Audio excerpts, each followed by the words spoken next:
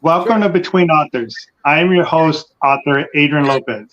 If you enjoyed today's episode, don't forget to leave a like and a comment below. And don't forget to subscribe and hit the notification so you don't miss all the amazing authors coming up. What is it that excites us as a reader? It's finding that author or book that you've never heard of, sort of like a treasure hunt for a reader. The goal of my podcast is to bring to you those authors or books that you may never have heard of before that may have been the treasure you have been searching for all along. Today on episode 13, I bring to you author Jeffrey Yorio, and we're going to go over a little bit about himself, what he's published, what he's working on, and maybe what he has going forward in the future.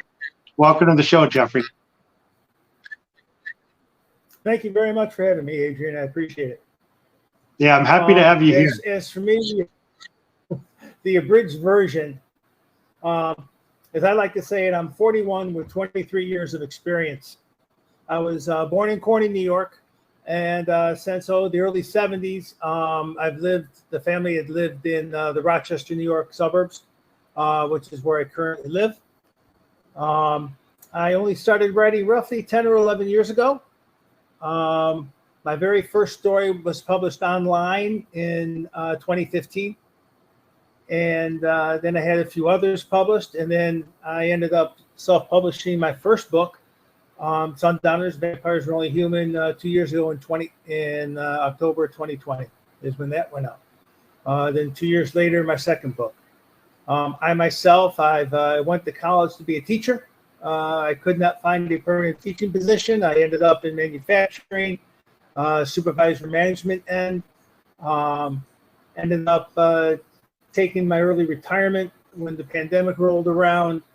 And I have an oldest daughter who's getting married later this month, so I ended up going back to work to help finance that situation. Congratulations to you. That's me. Thank you. Appreciate that. No worries. Why don't you give the viewers a little, yeah. Okay. My influences are many and varied. My primary genres I like to read are science fiction, fantasy. I like historical stuff, Umberto Eco. I started on Jules Verne and Isaac Asimov. Then went to H.B. Piper and Edgar Rice Burroughs, David Weber, Harry Turtledove, Octavia Butler, and Barbara Tuchman with history. So there's a whole mess of authors and books that I've liked and read over the course growing up. It wasn't until about 10, 11 years ago, I'm reading one of my books. The TV's on in the background, and my wife goes, "You read a lot of that stuff, don't you?" Yeah. She goes, "Why don't you write a story?" So for everyone who has chosen to read my books, blame her for setting me on the path for that. And there is no such thing as a favorite, well, not say favorite, a perfect genre.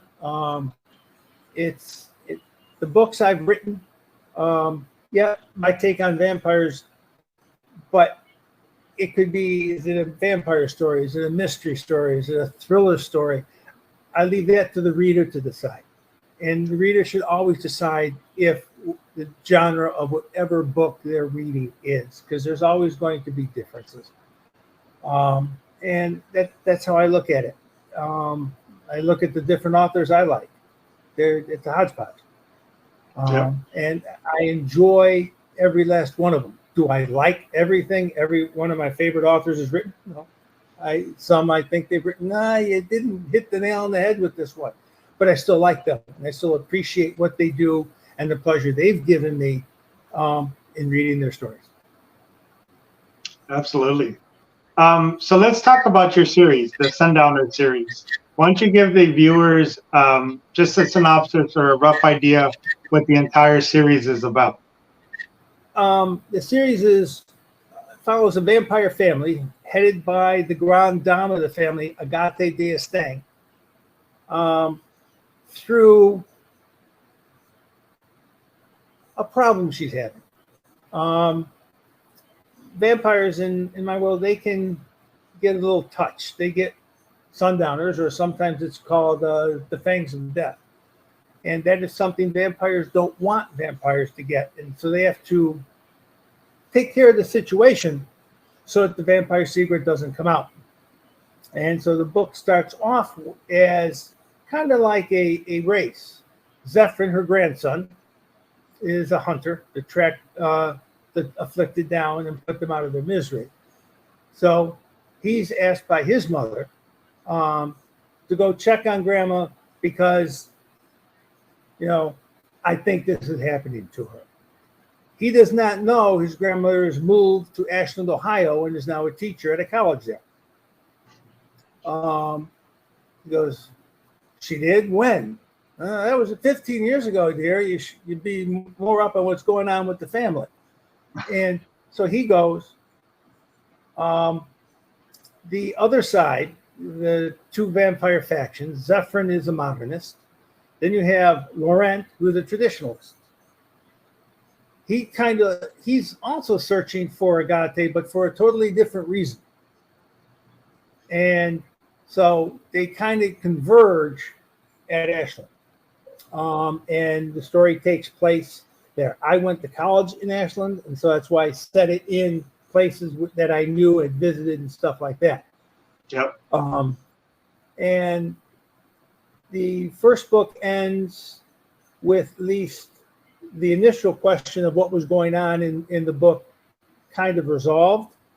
The second book picks up about 8 months after the first book in time frame wise, and it brings in a different antagonist or two, and a lot of family secrets that Agate was keeping from everyone come out. And people don't like the fact that she was keeping secrets from them. We're family. Why did you keep secret? Well, I thought it was best. You don't get to decide that. Let me decide that. And so Agate's kind of burning bridges with her family, getting them real ticked off in the process. That kind of ends in a questionable way. And that's the basics, plot line of what's been going on so far. My intention is definitely a third book, maybe a fourth book, and then that'll be that as far as the Sundowner series goes. Okay. Did you, as you were writing these, and you can answer it individually for book one and book two, or you can answer it as a whole. Did you find yourself having a favorite scene in the story? And did you Yes. find yourself having a scene that was difficult, whether it was to write or to put together? In the first book, my favorite scene from there is where Brielle, she's one of Agate's good friends. Agate calls her curator, is also a professor at the college. And Brielle runs into, or actually meets, Zephyrin's computer AI, who's called Gina. And so the scene where Gina and Brielle meet was one of my favorites in the first book. Gina's a secondary character, but kind of my favorite character between the two books because she's just a computer personality, plain and simple. In the second book, my favorite scene again involves Gina in the city of Edinburgh, where Zephyrin and some others are because they're looking for something. Some of the bad guys hire some locals to break into the room and find out what you can about them. One of them is a computer hacker, sees the laptop, and he starts to hack into it. And Gina just has some fun with him in the process of him trying to break into the computer. And so I greatly enjoyed writing that scene with that. Mm-hmm. So those were my two favorite scenes. My hardest scenes, in the first book, there's a final fight scene. Zephyrin, Laurent, and kind of all get together where they've learned Agate is. And so there's a fight, and they discover the third group, totally unbeknownst to either Zephyrin or Laurent, is there to rescue Agate. And So the fight scene was in a cabin, which exists in Ohio. And so I had to, when I'm having the fight scene, I had to remember that, wait a minute, they only have X amount of space, this way and that way. So, I actually wrote the fight scene 3 different times before I ended up with one that I liked. And even though that outcome of the scene in the book changed from the first 2 times I had written it. So that was a hard scene. And in the 3rd book, Zephyr's group is in Edinburgh and they're looking for something. Now, the something they're looking for doesn't actually historically exist, but I created it, but I placed inside something that does historically exist. The Glimmerton Caves in Edinburgh. And so I had to do a lot of research about the caves, and how extensive they are, how well known they are, for that scene. Or they actually, for the scene when they actually find where this thing is that they're looking for. And that was a hard scene to write because I had to do all the research about it. Then I could start putting down, okay, now they're exploring it, and now they do this, and then they come to this, and now I can put in this location, what they're looking for, how they find it, stuff like that. And I enjoyed it, but it was frustrating because there were things that, oh, great, I can do this. Then here's a little bit, I found another piece of information. Well, let's go check this out to make sure, and I enjoy doing that, but okay, I can't do this now. But life and times of being a writer. Exactly. I've never been to Edinburgh, so I want to make sure I make this as accurate as I can, because I'm sure that if someone who has been to Edinburgh looks at it and reads it, they go, yeah, no. So I wanted it to be accurate, or at least as accurate as I could make it in doing that. So those were my 2 hardest ones between the books. And the research involved in my creating a different vampire. I've read multiple vampire books, and they're all good. Every author has their own unique twists and things that they do, and that's great. I think it's a very flexible genre and stuff like that, but I wanted to make a vampire story that I hadn't found to read. Yep. So what I did was one night in the writing group I'm in a writing group online called Legend Fire. Chat box came up, a question: where did the myth of the vampire come from? Well, I'm a history major out of college. Let me think about this. And I said, well, maybe back in the day when science didn't know what it knows now, rabies might have been became what people thought vampirism was. What animals are associated with rabies? Rats, bats, and wolves. Same ones associated with vampires. If a person gets rabies, they get a pale skin. They don't like the sun. They can be capable of unusual feats of strength. They don't like running water. So there are some similarities between rabies. And I said, well, maybe that was it. And so that got me thinking, I'll use the term a race, a subgroup of being a human, which hence my first title, have existed. And I said, well, not the way they're portrayed in most books and movies. They say sleeping in a coffin, that'll score you a lot of points at the bar. You try to bring someone home. Things are not straws. They're not hollow. They're neck openers to get to the blood. Yeah. And so I did some research about, blood and strength and stuff like that. My dad, before he passed, was a retired podiatrist. So I picked his brain about some stuff. And so I came up with a reason to have a race of people who would be called vampires. And I based my vampires on a mutation of anemia. In anemia, you have more white blood cells than you should, therefore you have fewer red blood cells. In all anemics, the white blood cells are immature. They don't help your immune system.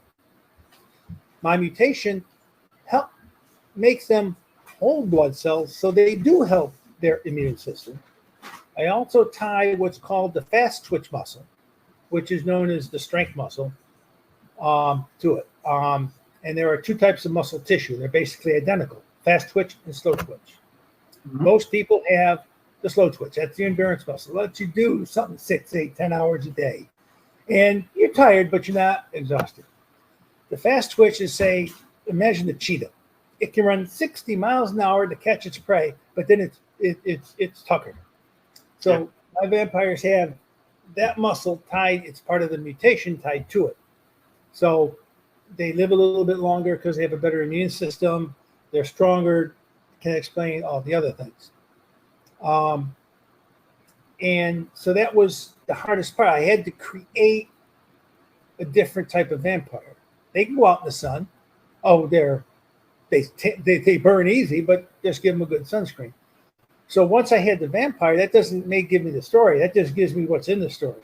So then I had to create the story around that. Hence a history of vampires in the world, or people who were or may have been vampires. And a lot of that comes through in both books, as to, oh, that person was a vampire? I didn't know that. Well, it's the way I do it. As a history major out of college, I want to use that in the books. It gives something for someone to attach onto. That it's a real person or a fictitious person, possibly. In the second book, they're in Edinburgh. Why are they in Edinburgh?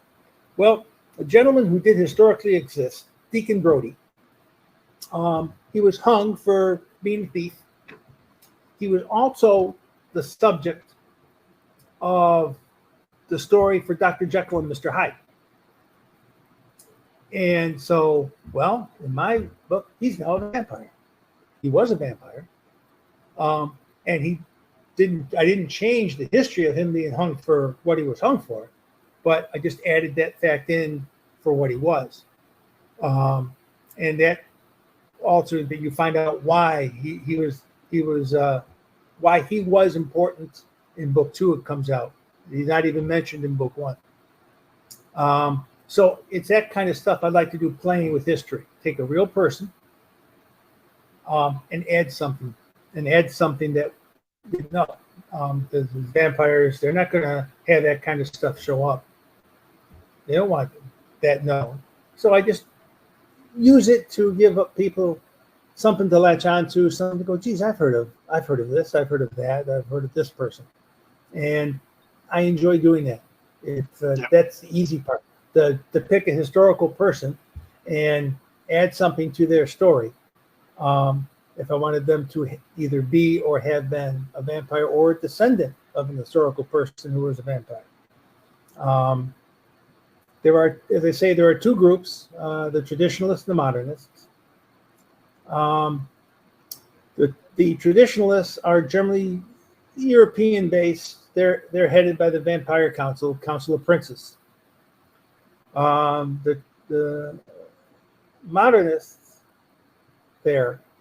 the ones in America are governed by the American Vampire Council. And they're the ones that kind of think that vampires are the next step in human evolution, just like Cro-Magnon was the next step over Neanderthal. And so the two are at odds. I do mention in the first book that the vampires had their civil war already. The humans don't know it was a vampire civil war. They call it the 100 Years' War that happened in Europe. And because of what happened to vampires during that war, they have been very reluctant on either side to engage in another one, especially since now, modern times, technology to a vampire has been a great thing. It makes it easier to survive but harder to hide. Yep. And so I enjoy writing it, and I hope that everyone who does read my book enjoys reading it as much as I did writing it. Yeah, I appreciate your approach to that, because horror has always been a huge genre for me. I'm writing my werewolf book as well that's being edited right now. And I found myself doing the same thing. Was I wanted a different storyline for the werewolf.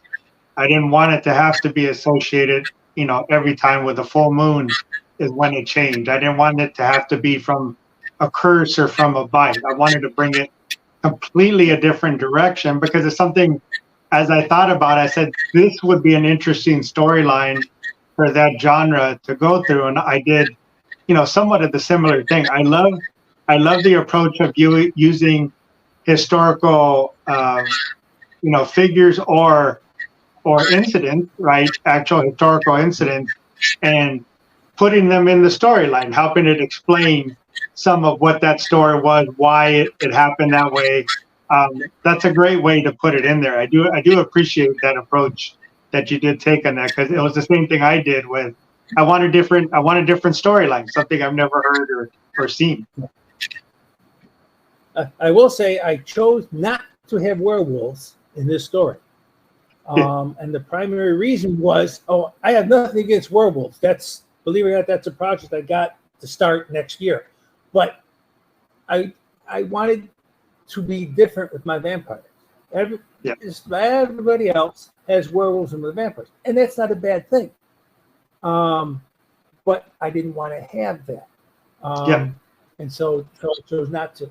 I remember when I was writing the first book, my daughter, the one who's getting married, says, "Daddy, don't make them sparkle." Now, I'll freely admit, when she asked me that question, I had no clue what she was talking about. None. I since found out, but at the time, I'm like, okay, they won't. No big deal. And I will add, my daughter and my wife have both been very, very patient when I've asked them questions about this and that and stuff. So my support group, when it would come to certain things. And I wouldn't be where I am as a writer without the support they've given me. Yeah, I mean, I've always loved vampires as well. And, I appreciate the different approach because unfortunately, movies, cinema has always taken it the route of that, the vampire is always like that slutty gigolo that's kind of going around and seducing everybody. And it just took it away from what the original thing was, right? That essentially was another version of a monster that was there to just basically drain you and feed, right? And it went away from what that initial thing is. So again, I appreciate, staying away from that and going back to not the traditional storyline, but going back to the substance and the essence of what the vampires were and what they represent. Yeah. Well, in Stoker's book, Dracula could go out during the daytime. He did. He was weak when he did, but he could go outside. And, I'm sure and probably all your viewers do, that Dracula is based on a real person. Yeah. Historically, Vlad III Tepes, which is just a word that means impaler, but his actual name was Vlad III Dracul of House Draculesti. Basically, the dragon is how that's translated. Who did exist. And historically, there has been some recent stuff which I had read before I started, as I'm researching for my first book, that he might have been an anemic. And blood's been used in cooking for thousands of years. Granted, chicken's blood, ox blood, pig's blood, stuff like that, but still been used in cooking. So, where I decided to take anemia from for my vampires. Yeah, I do. I'm very interested in both of your books. I'm going to need to read them because I do like the approach you took and how you went through the story on that side. It's very, very, very interesting. I know you mentioned you may do a book 3. You are doing a book 3, and you may do a book 4. Do you have in your mindset maybe what that series total looks like, or are you just going to let the storyline kind of go itself and tell you what the end is? Right now, I know where I want it. I know what I would like the ending to be like. Now, if I get there in 3 books, then I get there in 3 books. If I don't, do I have enough material to justify a fourth book, or do I go back and just make book 3 a little longer? Yeah. So that's all going to depend on how book 3 ends up being. The first book was about 48,000 words. The second one was 70.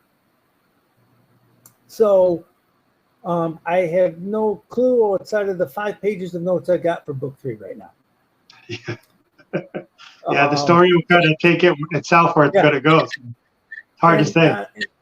I'm kind of a storyboard pantser as a writer.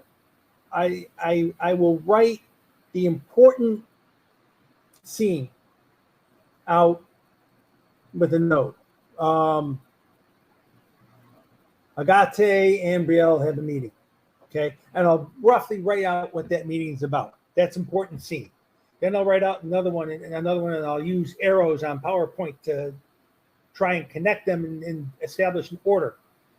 And so then I'll write more in depth on those big scenes.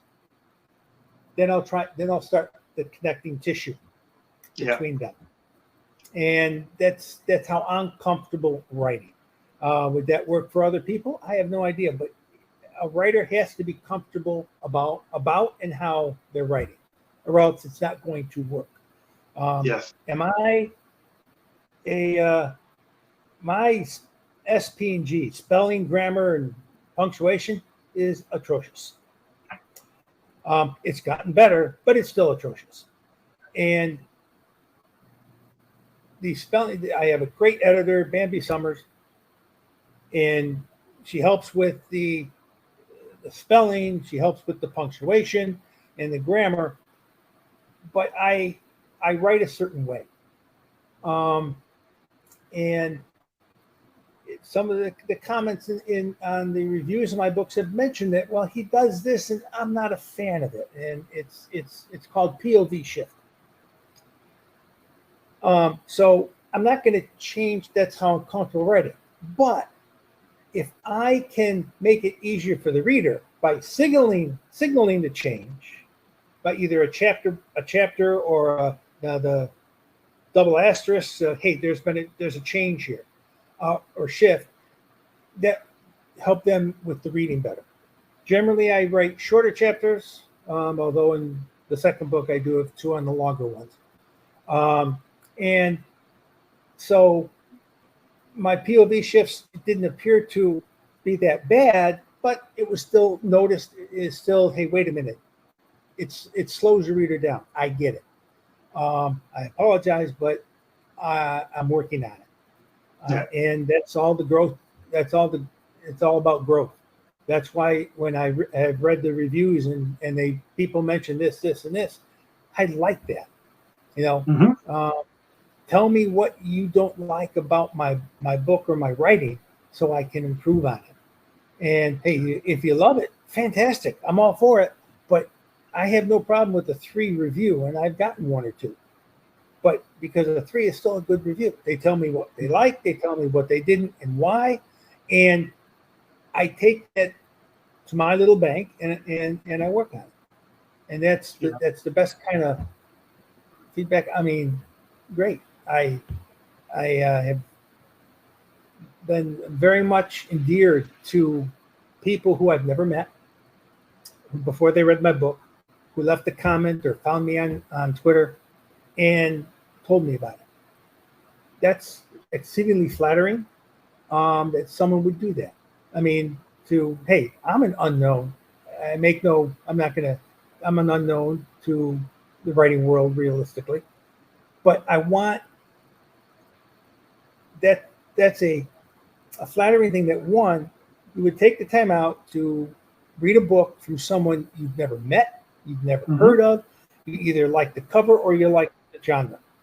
That's flattering that you would do it. That you would like it is even better. And I'm appreciative of everyone of those who have read and taken the time to rate it and leave a review. Yeah, I mean, honestly, I would say probably the only bad review is when it's just stars and no comments, because then you really have no idea what it is, right? Even if it's a 5-star, you're like, but why? Why? Yeah. What did you like? Yeah. And even if it's negative feedback, like you said, if you're comfortable where you're never going to really get to where you could be, right? It's all about the growth as you move forward. Yeah, yeah. No review. No, I shouldn't say no review. No book is either all good or all bad, and that's it. You know, if you like the way an author writes, fantastic. That's great for you, and never stop liking those authors you like. But it's a even the ones you like, their first books were probably not as good as their later books, and that's where I want to end up. I want my later books to be better than my first ones. Yeah, and honestly, everybody should realize every author has their own voice, and there's an audience for your voice, and it's not everybody's going to like it, right? You got to understand some people are either not going to understand it or just not like it, and it's not anything against your voice or your work. It's just not the audience for it. And you got to be able to understand that and separate those two. It's like I finally did watch the Twilight movies, and I was surprised. I thought the movies weren't that bad. I never read one of the books, but a friend of mine who did told me, he says, in his opinion, he says, they're not badly written, Jeff, but they're not vampire books as far as how they're written. They're romance books with vampires in them. Yep. I'm like, okay. Thank you. I appreciate that. My Sundowner series is not really a horror. It's a mystery. It's a thriller. There's some murders in there, and I get a little graphic. I won't deny that, but it's not I'm not trying to scare anyone. That's not my intent. Or I'm just trying to do the scene where vampires can be dangerous if you tick them off, and especially Agathe. I mean, she's over 400 years old, and one of the things in the book she mentions that she never understood it was she never understood what a bucket list was for a human. She goes, now that I have what I have, I understand what it is, and I like it. So she's on a revenge tour to cross things off her bucket list before she no longer can. And it's enjoyable to be different. I mean, I'll jump back. I used to love reading Andre Dumas and say Jules Verne about going to the moon and the journey to the center of the earth and the Three Musketeers and the Count of Monte Cristo. I love those books. I love swashbucklers, Earl Flynn, Captain Blood, The Spanish Main, as I'm going, Robin Hood. I love those types of things. And I wanted, you can't really do that in a vampire story as such, but I wanted to have that zest for life in my books that those movies imparted to me. And it's there, every so often I'll get on cable and I'll go, can I find The Spanish Main or can I find Robin Hood on cable someplace just to watch it? Do I know the movie? Absolutely. But I'll still watch it every so often. I appreciate that. So that's just a fantastic thing, media, and its impact on us and society. Absolutely. It's interesting the way you mentioned how you do your writing, because I do something similar, but again, not exactly, because every writer approaches it differently. And I did it the same way with scenes, but I found myself writing 3 major scenes that's in my book, and neither of them are near each other, right? They're completely separate. And I wound up making each of those scenes a chapter, right? So I wrote through the entire scene that I wanted to do, and then I found myself saying, okay, where are these in the book? And then for me, my outline version or my bullet point version is I actually named each chapter more as a bullet point for me to understand what that part of the story was. And then I found myself working through the chapter names to get myself to the other scene, right? I knew what I wanted to accomplish along the way, and I named that chapter basically in what that theme of that chapter was to get me to that other Yeah. major scene. And that's the way I did it. So it's similar, but just slightly different. Yeah. My chapters are named after the location where it happens. So I open up one and it's Ashland, Ohio. Okay. Chapter 1. And then there's a little break. They go to a different location where the first fight happens. Then you shift to chapter 2, Venice, Italy, where Zephyrin is introduced to the reader, and because I thought about naming other names. I said no, I'll let the reader know. Here's where we are now. Boom, boom, boom, and let their minds go with whatever they think is going on here. Make the reader part of the book. I remember as a kid, I don't know if they have them anymore, but it was called like Choose Your Own Adventure books. Mm-hmm. You start in the beginning and it says, okay, you are Randolph and you have this. And if you go through the door on the left, go to page 13. If you go through the door on the right, go to page 70. Those type of things. You let the reader. Yeah, they wound up doing that in some video games where it was, you come up to somebody, do you approach them and talk to them? Do you walk away? And your choice always led to a different version of the story. So they did carry them on just in a different medium. Yeah, no, it's fun. It's excuse me there. I'm trying to remember, you'd asked about the research. Research to me is the most important thing an author can do. I was born in Corning. Could I write a story set in Corning? It's changed in the time since I've been in Corning a lot.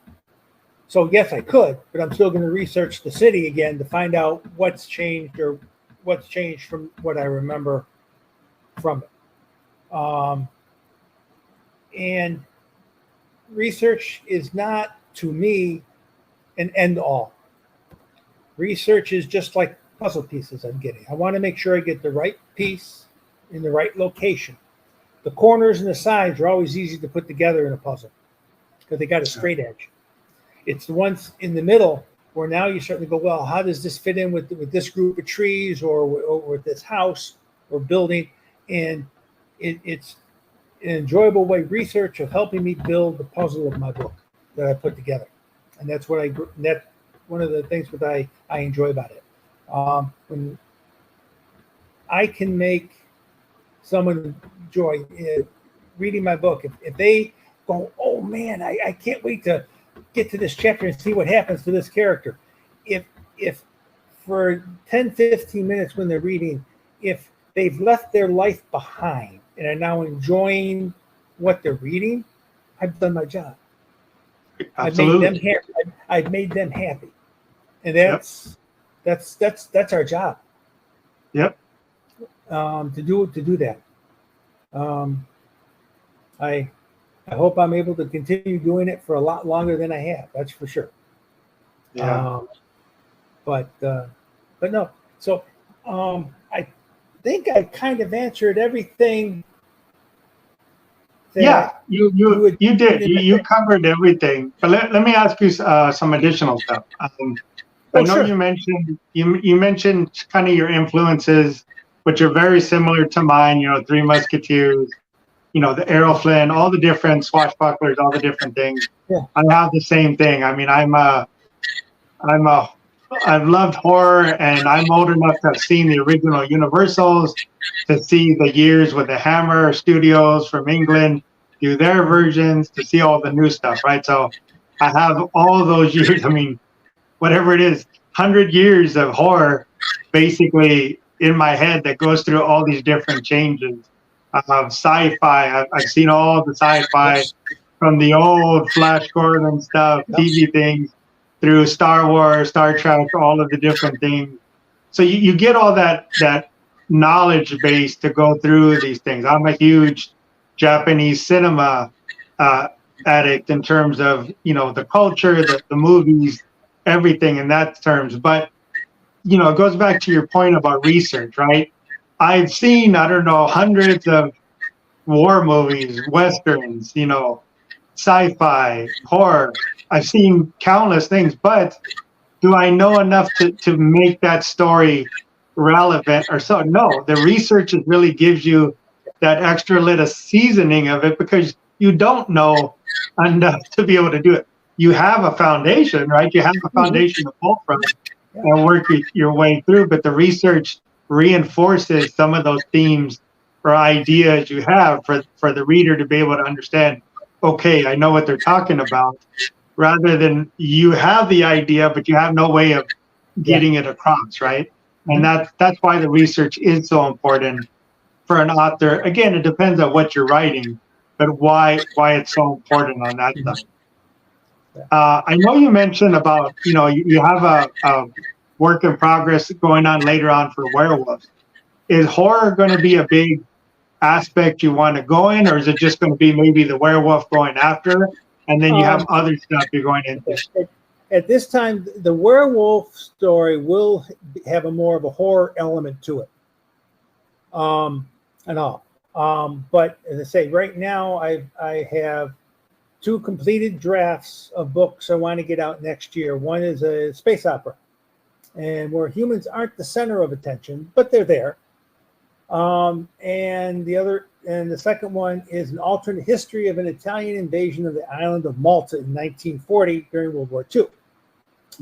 I also have something which I'll be an honest experiment.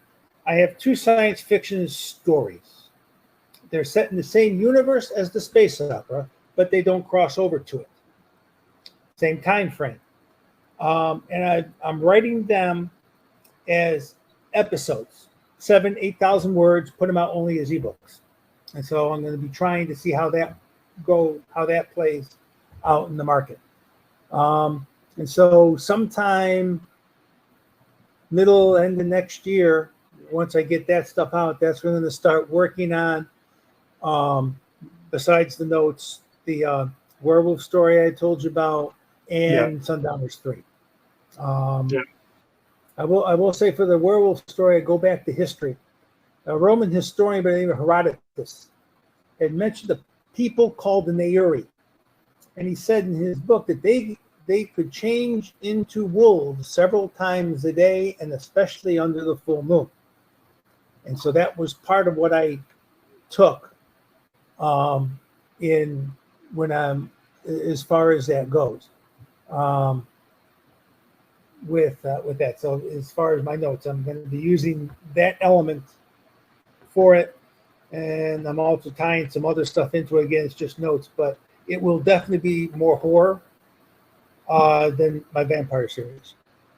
Yeah, I mean, I think it's a good thing to note that, as you mentioned, you know, almost every book is multiple categories, right? Like you said, there's mystery in part of it. There's, you know, vampires, which would be classified under horror, but there's mystery, there's thriller, there's a bunch of aspects, and that goes probably with most stories, right? It's not a single category, and it's really the reader that takes it down the direction they want it to go as they're reading it, right? What is the aspect that speaks to them? What is really talking to them? And that's their direction they go.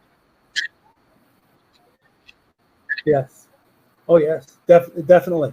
And that's even I as a reader, I'm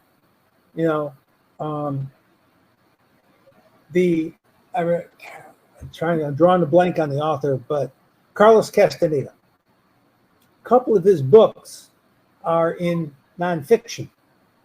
Yet when you read what's in those books, you really wonder why it's in nonfiction. Well, because he says it's true. Well, maybe yes, maybe no, but that's that's interesting. So that's not all, but there were 2. I think one was the Teachings of Don Juan of his was is a nonfiction, which means not true. Yeah. So again, it's us as the reader that determines well, kind of dead horse terms. But yeah, that's it. I if there's anything else you want to touch base with me on, feel free. Feel free to go ahead and ask me whatever you may want to. Yeah, I mean, I think we covered everything in terms of the main part of your books and what you're working on. I'd love to have you back on when you have your next book ready to go, and we can kind of work through that again and talk about that. Okay. I want to remind the viewers again that are watching that I will leave all the links down below for Jeffrey's website, his books, any of his social media, or any links he wants to leave so you can find him and contact him. Again, if you enjoyed this episode, please leave a like and definitely leave a comment for either myself or for Jeffrey. If you have questions, let us know what you enjoyed about the episode. We'd love to hear from you and what you really liked. And again, don't forget to subscribe and hit the notifications because there's a ton of amazing authors coming up. I want to thank you again, Jeffrey, for coming on. I truly enjoyed this. I'm very interested in your books now that I know a little bit more about them. Really, really interested and excited to read them and see where you took the story. Well, thank you for that, and also thank you for carving out time from your evening to give me some time and so we can share in kibitz about writing and books. Yeah, absolutely. I enjoy this. I enjoy talking about the genres, your approach, what you wrote. I just find it fascinating. And I truly enjoy this. And like I said, I just want to get you guys out there and hopefully find you maybe a new audience, or even if it's a couple of people by word of mouth, but just, somebody find your books out there and, find people that truly enjoy what you're doing. Yes. Thank you very much, Adrian. I appreciate it. No problem. Thank you again, Jeffrey, for coming on. Thank you, viewers, for watching. And until the next episode, thank you. Goodbye. Bye.